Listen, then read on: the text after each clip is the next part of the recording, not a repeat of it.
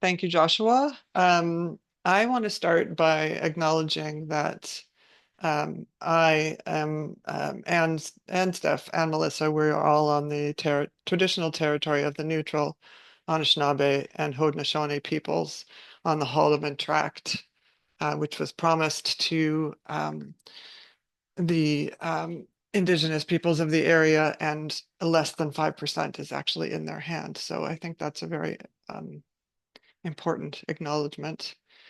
So today we want to bring you to being able to elaborate three models of understanding grief, understanding how tattoos can contribute to meaning making in grief. And we want you to be able to pose a question about tattoos in order to deepen connection with the people that you work with. So we wanted to start with a poll and ask, uh, do you ask anyone you work with if they have tattoos?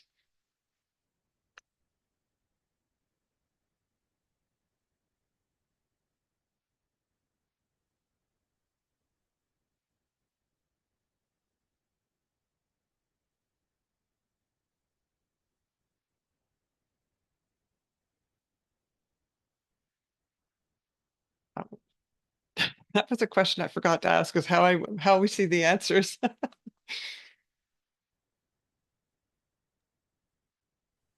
Aha, there we go.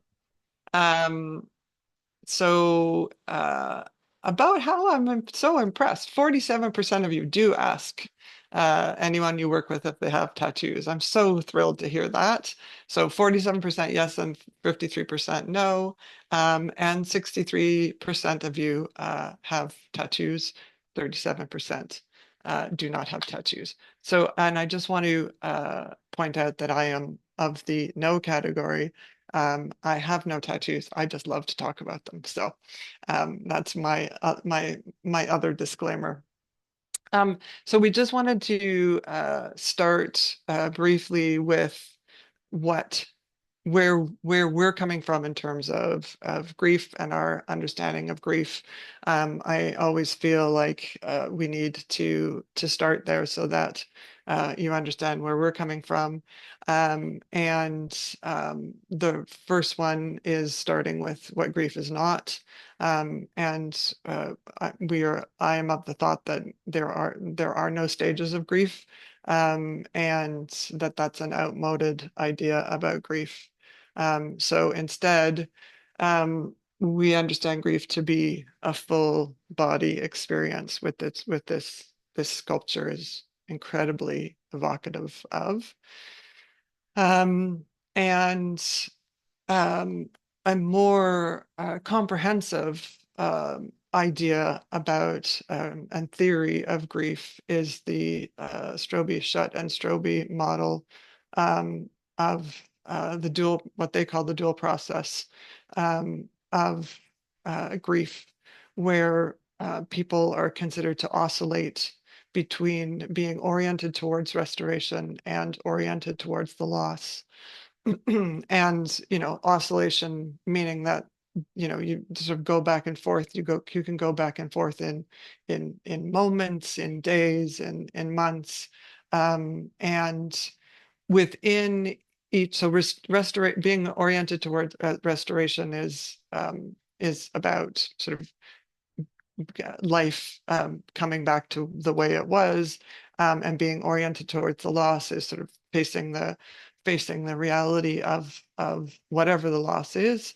And within each of those, there's both positive and negative meanings and aspects. So it's a really complex model.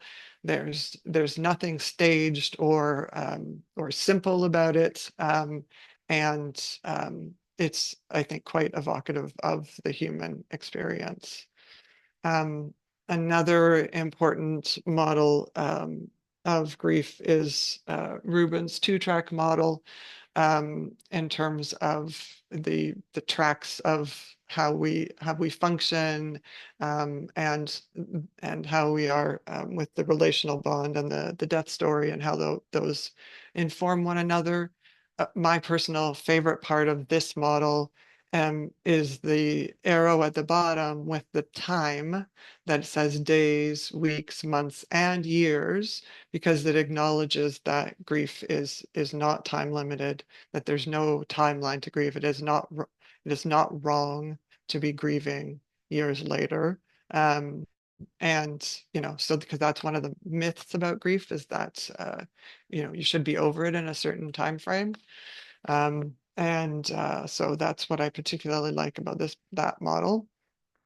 In addition, I don't, the notion of continuing bonds is represented here by speaking to a photograph. In my own research, I've talked to people um, who travel the world with photographs. I myself have traveled with ashes. Um, just the ways that we are in relation to people when they've died, that the relationship doesn't end, the relationship transforms, the relationship changes.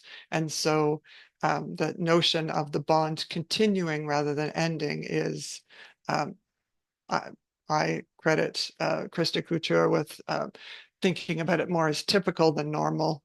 And just because what is normal and pushing back against any sense of normality, but that it is typical and that it's an important understanding of grief. And it's also a really, really important understanding in the context of tattoos. And further, so I'm incredibly fortunate to be part of an international group that defined grief literacy. We wrote an article that was published online in 2020 and appeared in print 2020-22. So we defined it as a multidimensional capacity that comprises knowledge and skills and values. So grief literacy um, was a concept that existed in the literature but had not been defined. So we defined it, and we wrote a series of vignettes in the article to illustrate what a grief literate world would look like. And one of the vignettes that I have since added when I present about grief literacy is an additional vignette with healthcare professionals would all routinely ask people if they had tattoos or were planning any. The professionals would ask people to tell their stories about the images. So grief literacy is part of the whole movement for compassionate communities and arises out of the public health model of bereavement support.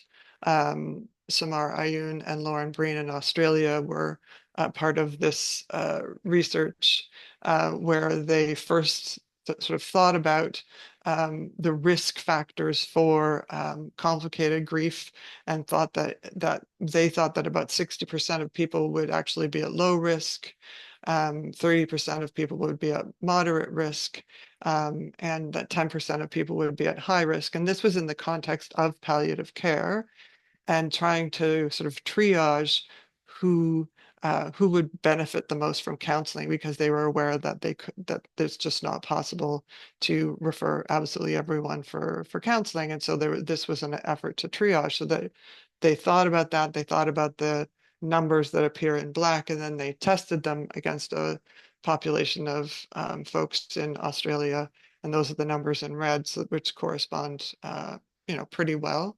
So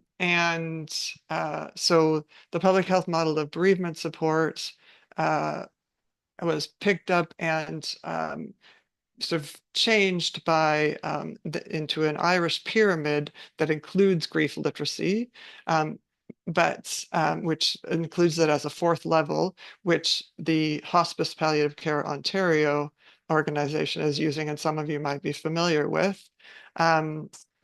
I'm not as fond of the Irish model. I like that it articulates grief literacy separately, but I personally am of the opinion that we need to remember that 100% of people can benefit from grief literacy. So I like that it's articulated in the Irish model, but I also want it to be foundational to all of the other levels, because when we separate it out, it looks like only a portion of people can benefit from grief literacy, whereas everyone can benefit from grief literacy. And so that's part of where we're coming from.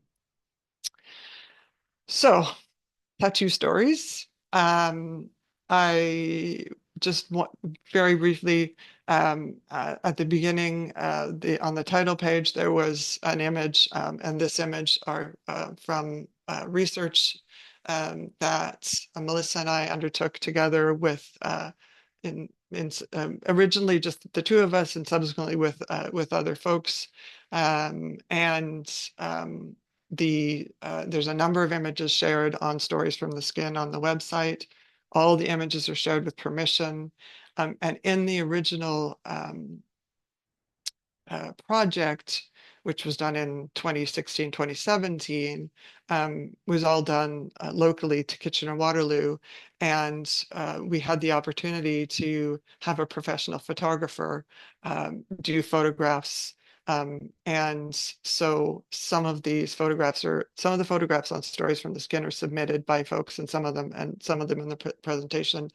And there are photographs that were done by the professional photographer. And in the session with the professional photographer, folks were invited to bring a memento of the person who had died. So that original project was only looking at memorial tattoos. So we invited people to talk about tattoos that they had that honored a person who had died. And we subsequently expanded the research into other areas of other kinds of tattoos. But the memorial tattoos, remained for humans, although several people pointed out to us that we also needed to ask about memorial tattoos for pets and for animals. But this particular photograph is of a person who got, both they and their sibling got their grandfather's signature tattooed on their arms.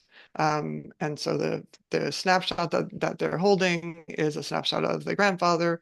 And the two siblings did a reveal at a family party, family gathering.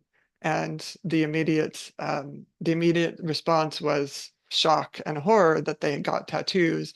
But when the family realized that it was in honor of the grandfather, and it was in fact the grandfather's signature, every single family member came around. And so it was a big bonding exercise for the siblings particularly, but also for the whole family.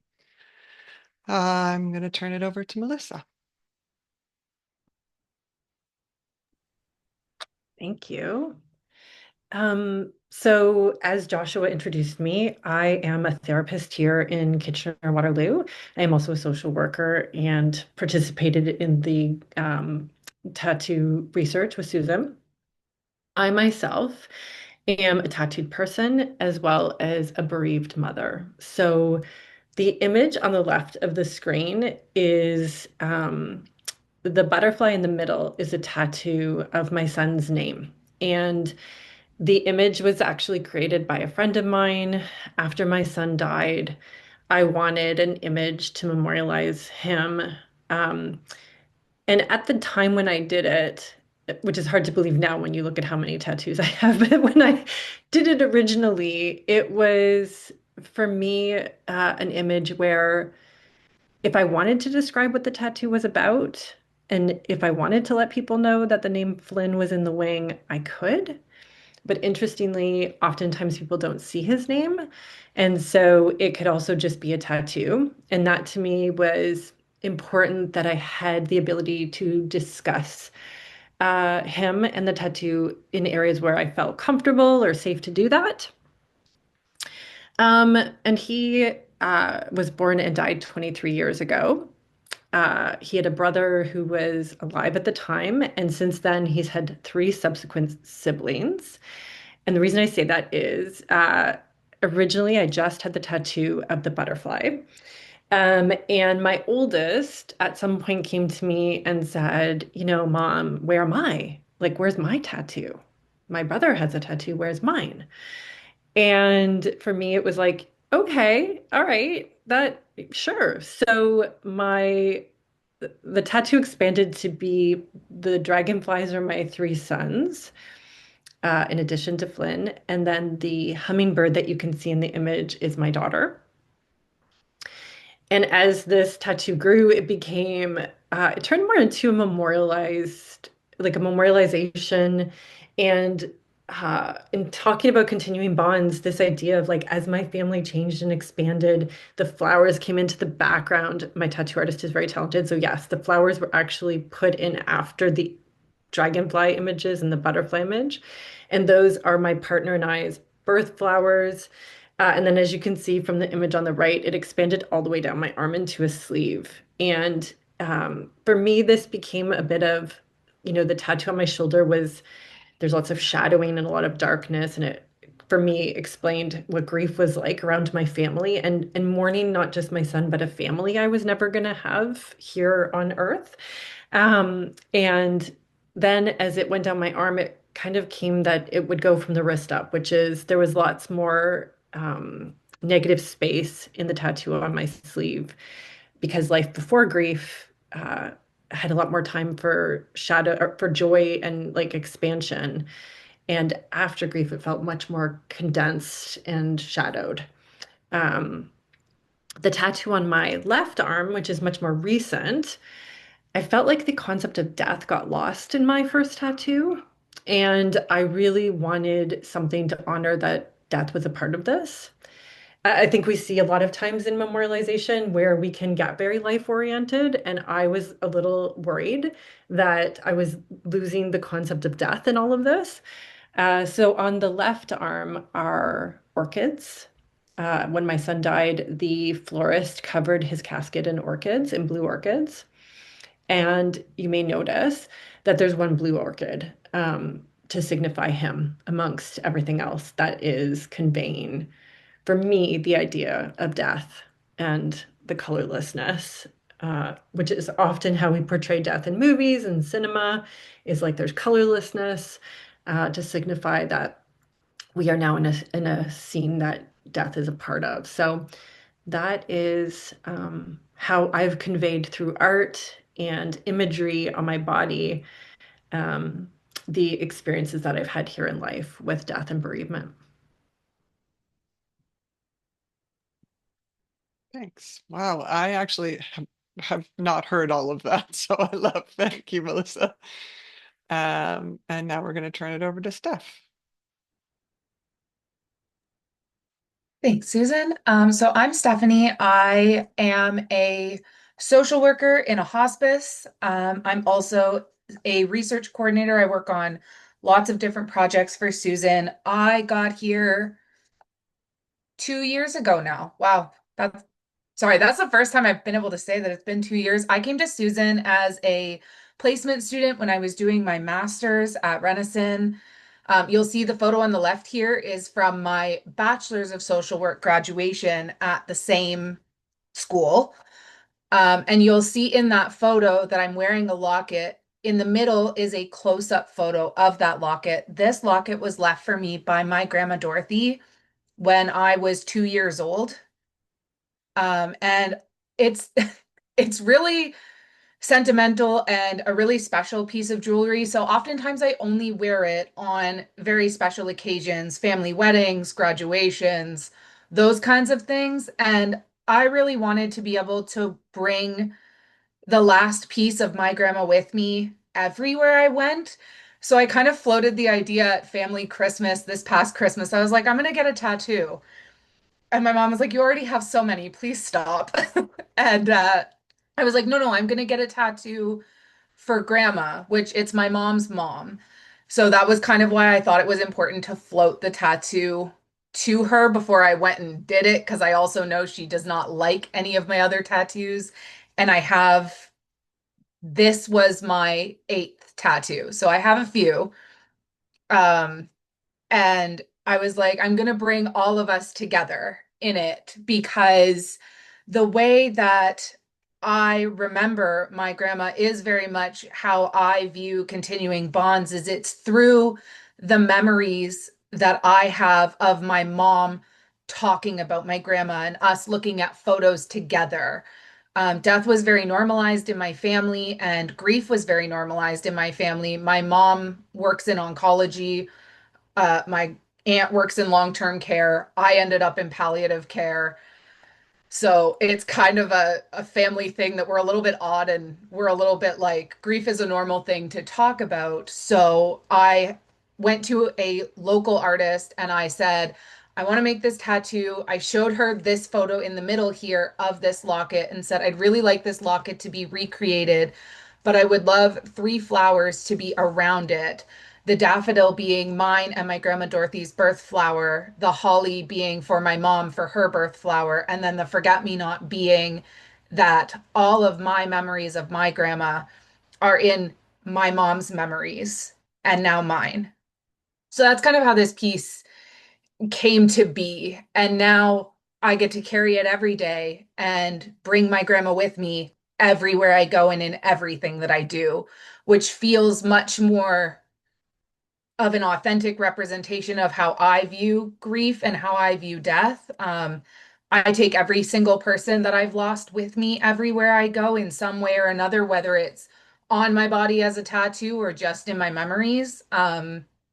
But that felt more authentic than, this piece of jewelry that I only break out once in a while.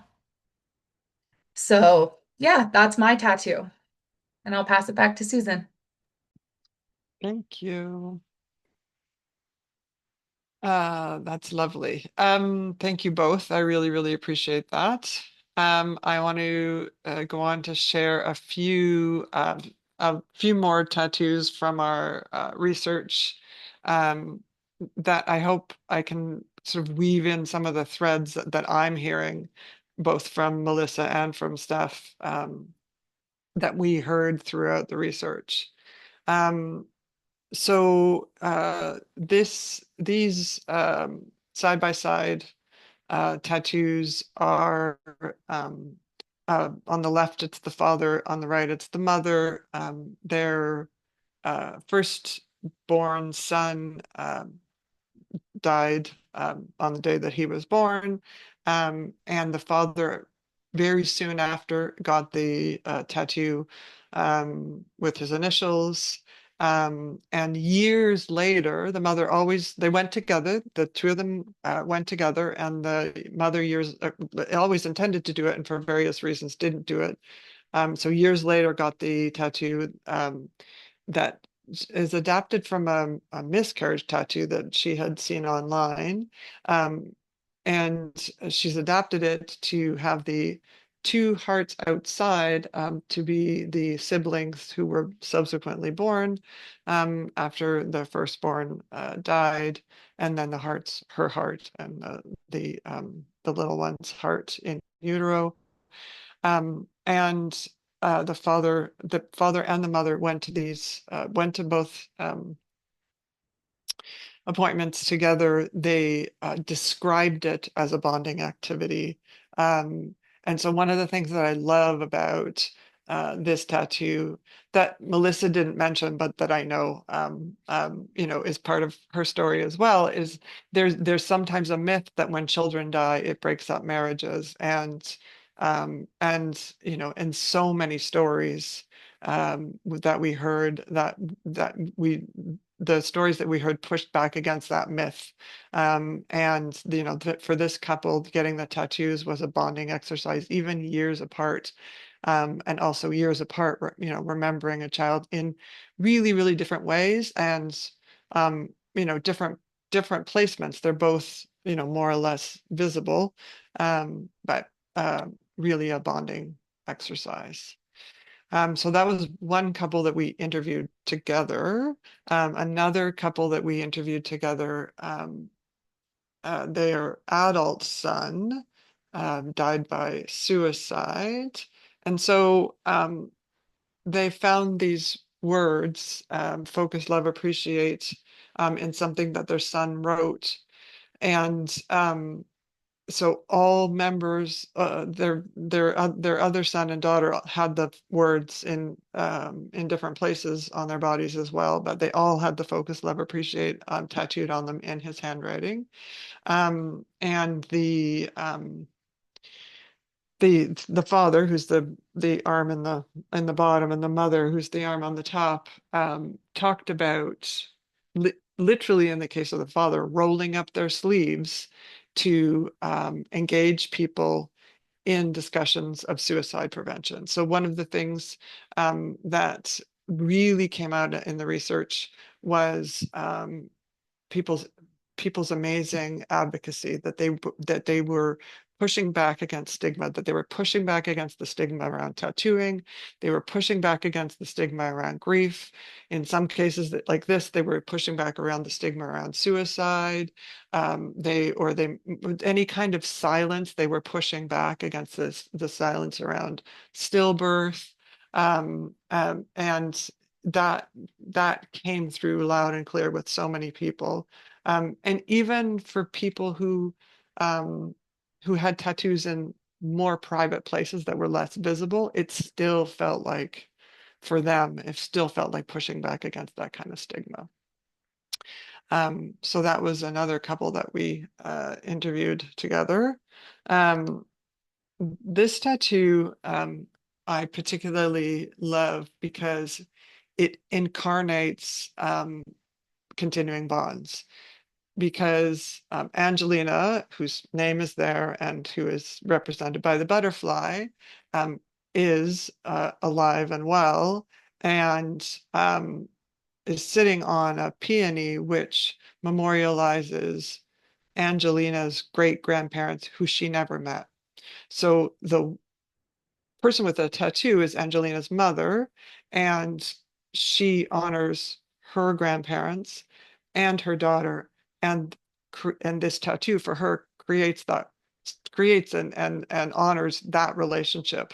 I think Angelina met, I think one great grandparent had met Angelina, and the other one never had, but certainly Angelina was too young to remember. So this tattoo is literally a continuing bond between Angelina and her great grandparents.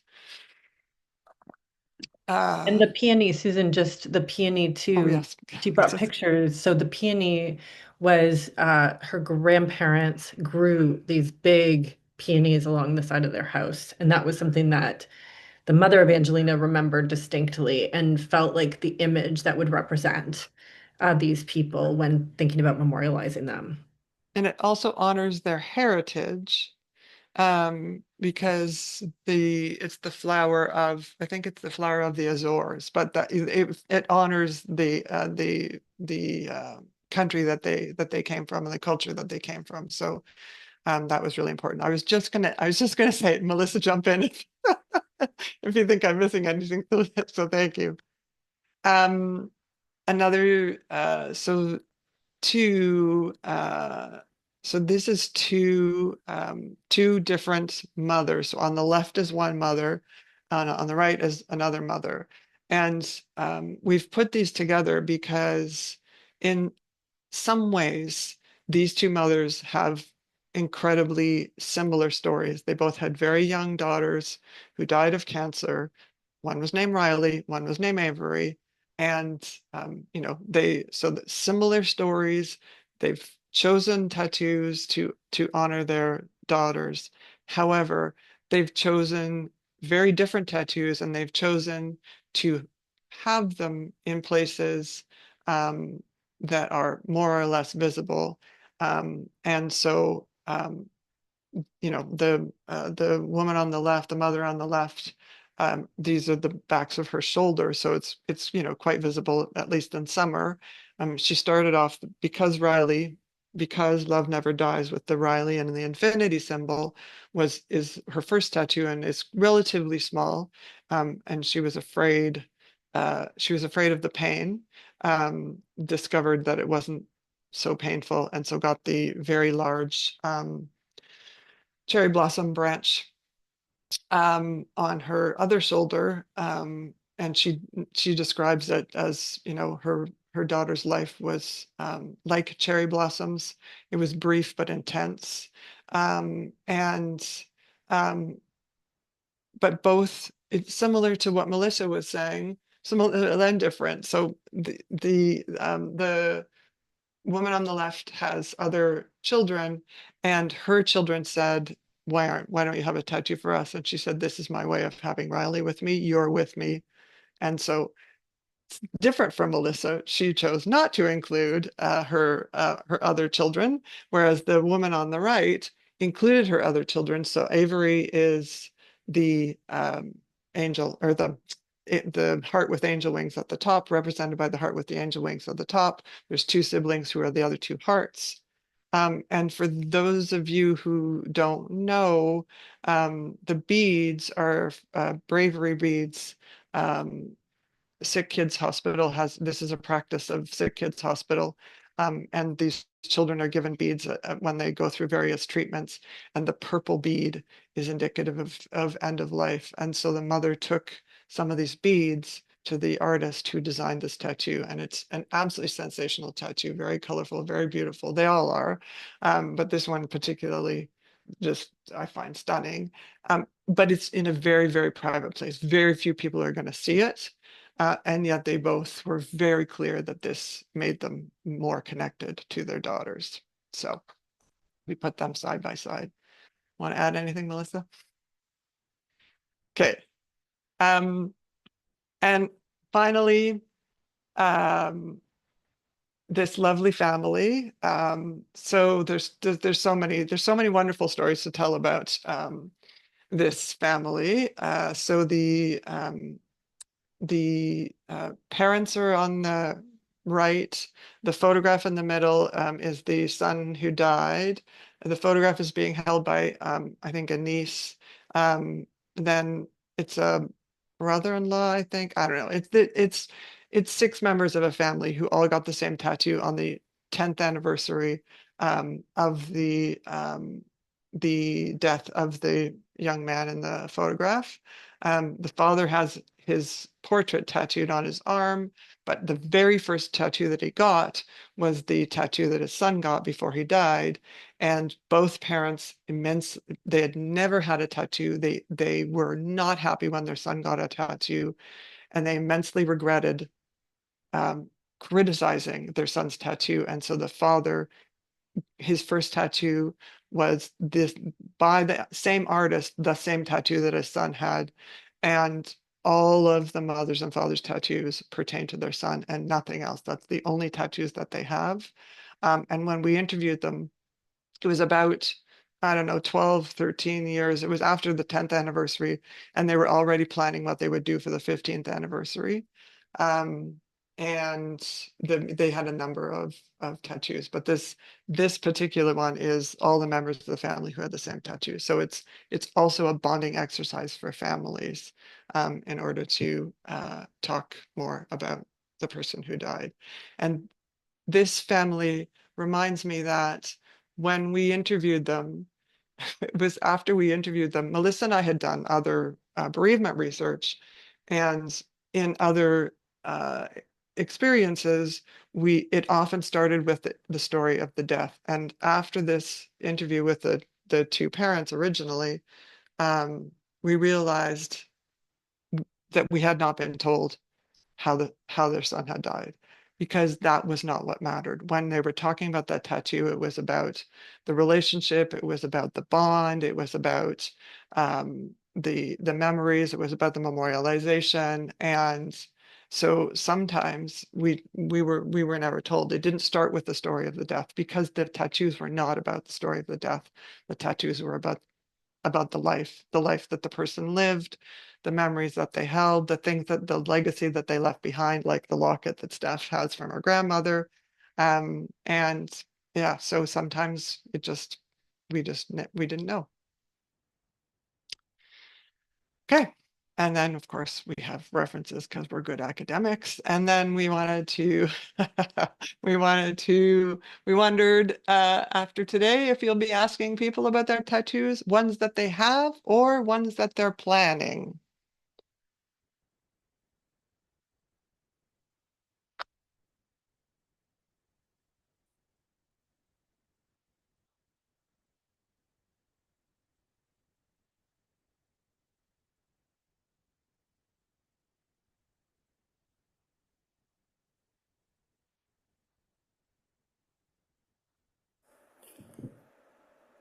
Hello there.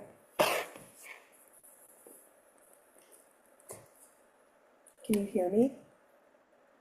Yes. Hi, everybody. I'm Hi, Joelle. hi, Joel. We're just finishing up the poll. Did you have a? Oh, sorry. Yeah, it's okay. Yeah. But then, did you have a question or comment? No, I don't. Sorry, I misunderstood. I thought you were inviting discussion. Oh, we will be. Yeah, we will be. Yeah. Thank you. Just very quickly, 84% of you said yes, you'll be asking people about their tattoos, ones that they have or planning.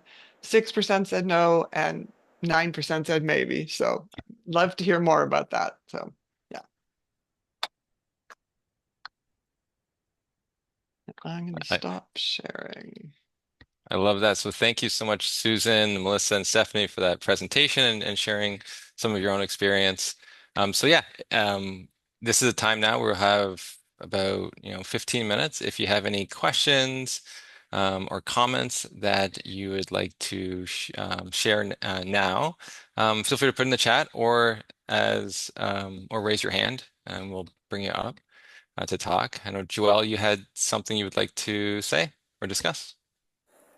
Oh, yes, I was just going to share that part of my work at Hospice House in Kelowna as a social worker, I often talk to people about legacy work, and I absolutely always tell them about tattoos and the different ways that I've seen people incorporate legacy, including having the handwriting of their loved one imprinted upon their body.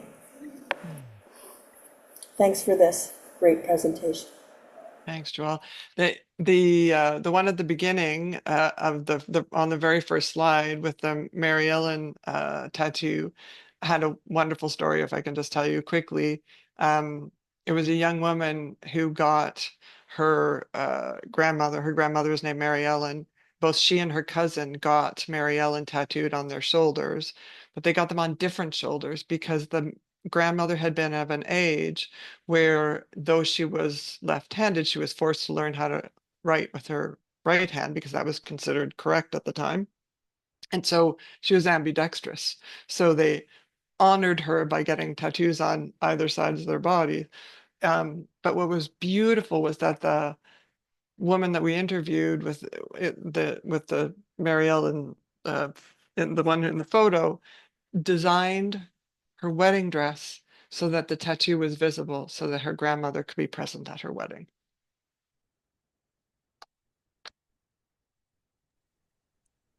I love that. All right, so does anyone have any other questions or comments? I have one just about timing of when people decide to get it. Like I know you probably heard about the one was a 10-year.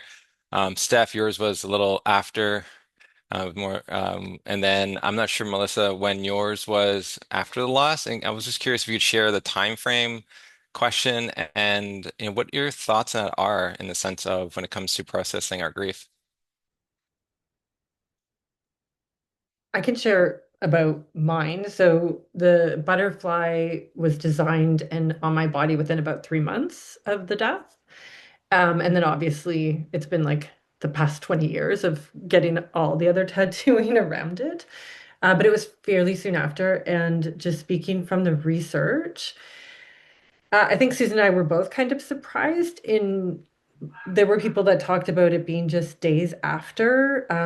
I think about the one participant whose partner had died, and they had it just a couple weeks after the death. They had the tattoo because they were planning on having it before the person died. It was not meant to be a memorial, and then it became a memorial. So it was just days or weeks after.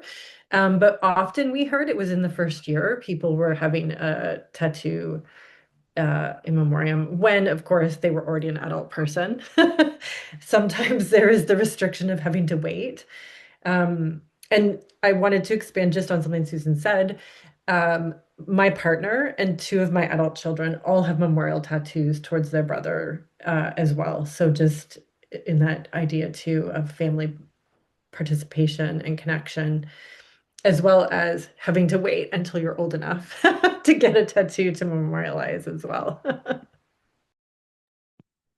And I I have a very distinct memory of someone we interviewed whose husband died of an accidental overdose, and she knew he was heavily tattooed, and she knew immediately. She described knowing immediately that she would get a tattoo for him in his honor, but not knowing what.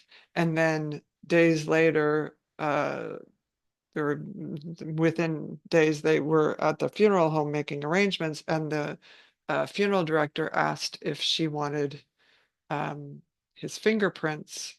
And she said, "Why would I want that?" And the funeral director said, "Some people get tattoos." And she said immediately she knew that that was what she would get.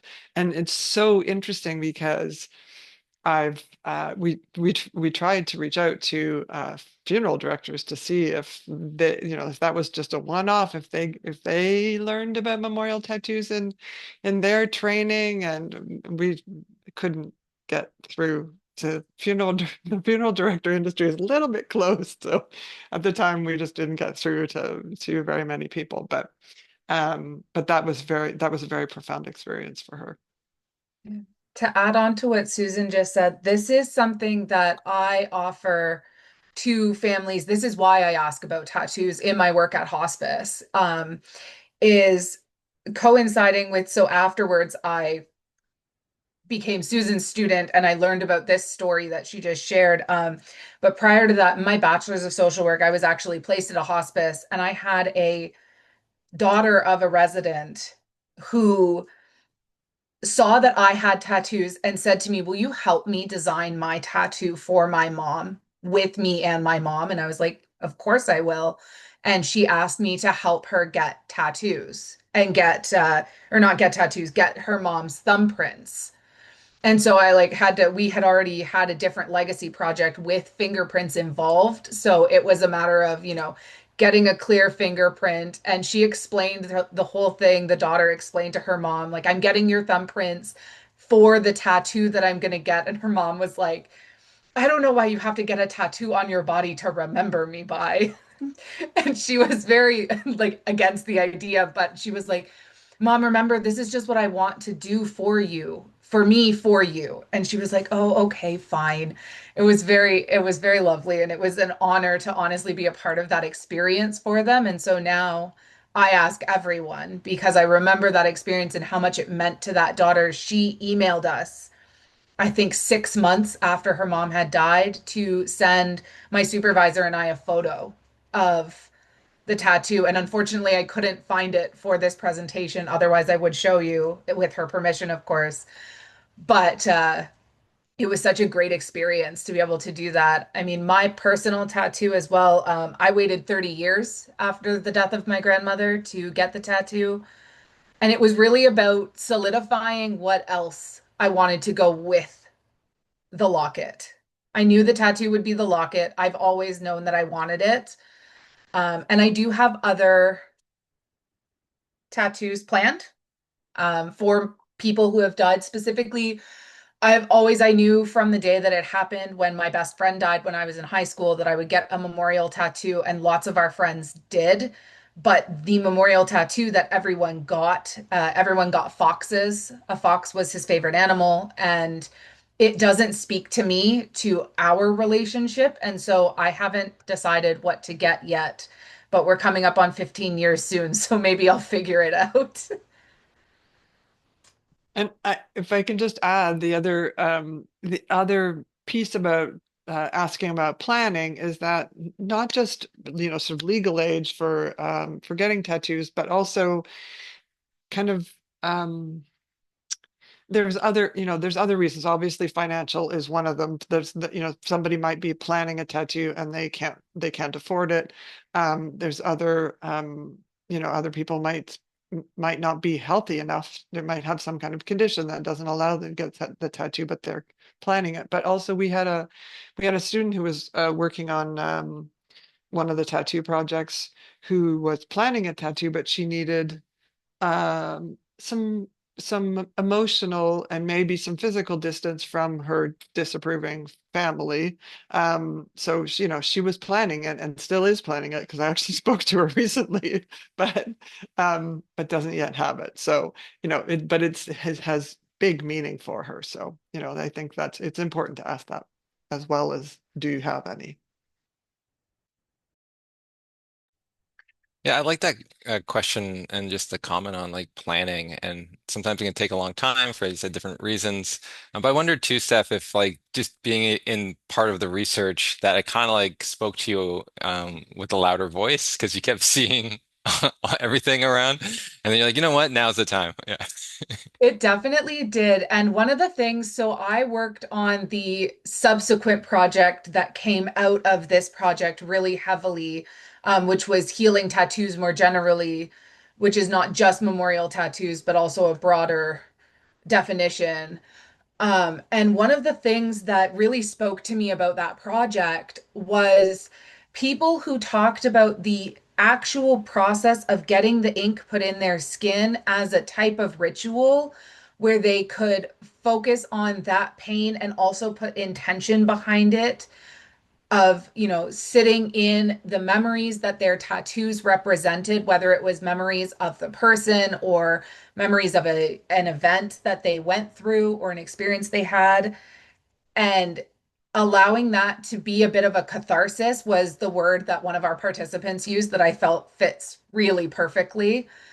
And I was like, yeah, that's really something. And I think that can contribute into timing of when people get tattoos, where some people are ready to sit in that feeling and that bring that with them more immediately. And other people, like Susan just said, need a little bit more of that emotional distance.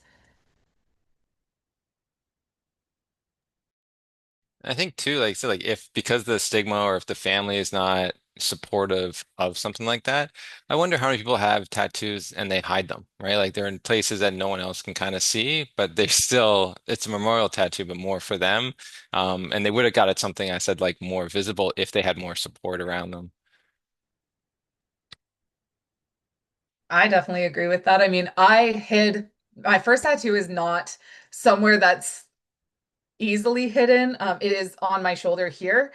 But I wore t-shirts to heal the whole thing because my mom, I knew she wouldn't approve. So which is part of why it was so important to me to float the idea to my mom beforehand and have her say, I think that's nice. And yes, because her approving of this tattoo was actually really important to me. And she says it's beautiful and she really does love it. But it took a while for her to come around to accept, like, okay, you're an adult and you can do whatever you want with your own body, kind of thing.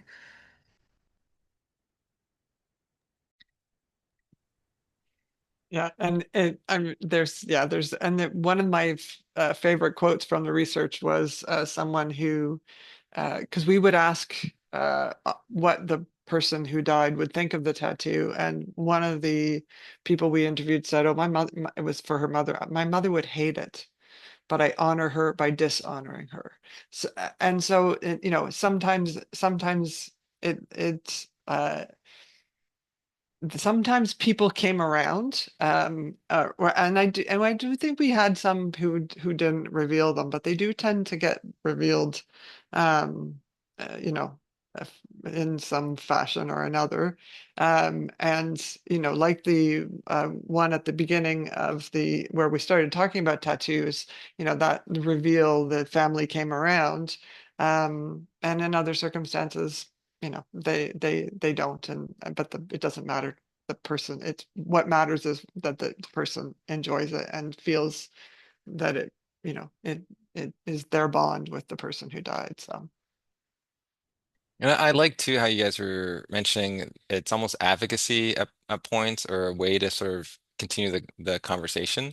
And so I'm just curious because I know Susan, you don't have any tattoos, but for Steph and Melissa, do you mind if people ask about your tattoos when they see them, or not? Like, and I think some people maybe I don't know if it's appropriate enough to ask about people's tattoos. What are your thoughts on that? So I had mentioned that when I first got the tattoo, I had done it in a way that I felt could uh, allow me to decide how that conversation rolled out. And again, I'll put in the position it was 23 years ago. Obviously, tattooing in our culture has shifted as well from 23 years ago. But now I feel very comfortable talking about my tattoos. I don't find that I moderate that conversation anymore. And again, probably because my work then transitioned into grief and bereavement as a therapist. Um, and I approach those conversations with clients or people that I'm in front of just as we would about anything that we're wondering about with the opportunity for consent. The interesting thing that Susan and I talked about when we heard from researchers, or sorry, when we heard from participants too, was how fascinating it was of how many people were touching people's tattoos, like would involuntarily not even ask about them, but touch them. That was kind of fascinating. There was that belief that maybe it was public because it was being demonstrated in some way. But then the other piece that we found really interesting, and Susan and I both said regretfully that we wish that we had videotaped our research, was people's physical interactions with their tattoos. Often they would be talking about the tattoo and they would be touching them or caressing them or touching that part of the body as they were talking about the tattoo. So there was also a physical relationship to the tattoo. So I know I've expanded a little bit on your question, but I just wanted to add that too as a piece that we didn't talk about here. We actually had someone who talked about moisturizing the tattoo as a way of caring for her deceased child. Yeah, yeah. That's so interesting. I like that. So, in general, it's safe to ask about people's tattoos, and then it's the individual's, the bereaved individual's choice on like how they want to share that story. Because I notice a lot of people, like servers and like a lot of individuals I've come in contact, have tattoos. And I always like to ask about like if they have any kind of meaning. And sometimes I guess you're right, based on like how they feel comfortable, they'll share specific ones that would have a little bit more meaning. Well, and as someone who's not tattooed or not visibly Not tattooed, yet, not not yet. yeah, I usually start by saying, "Do you mind if I ask you?" And I've never had anyone say no. I do think, we would often ask, if, whether the story changed. And so many people told us that depending on how they were feeling that day, they might just say, oh, like it's for my grandmother, but not talk about more. And other days they would tell the whole story. So, and sometimes the answer is because I liked how it looked. And that's totally fine too, because it's art. So, yeah. It's so true. Well, thank you so much, Susan, Melissa, and Stephanie, just for your time today, sharing. I think just the research in general is just like so interesting, and it does in its own way reduce the stigma to allow people to see tattoos in a different way and to sort of realize that there's a lot of meaning behind the artwork that goes into them, and a lot of thought too, on like when people get it. We would like basically hope everyone else enjoyed the presentation as much as I did. I know I probably could like I'd listen to stories forever. But yeah, the time is up. So as you exit, you'll sort of see a short survey. Feel free to fill that out, and we'll provide those back to the presenters. And once again, registration for our next series is titled Experiencing Grief as a Healthcare Provider, and that is scheduled for August 28th at noon. And so to be notified of any other sessions in the series that come up, you can subscribe to the BC Center for Palliative Care website, and there's going to be a link in the chat. And then our aim is to provide a copy of the presentation and in the summary notes within the next 7 working days. So once again, thank you everyone for coming in here and joining us today. And if you have a memorial tattoo yourself, that's amazing. And hopefully this kind of like honors that, and you can think about your loved ones today as you sort of reflect on those. So thank you again for everyone for being here.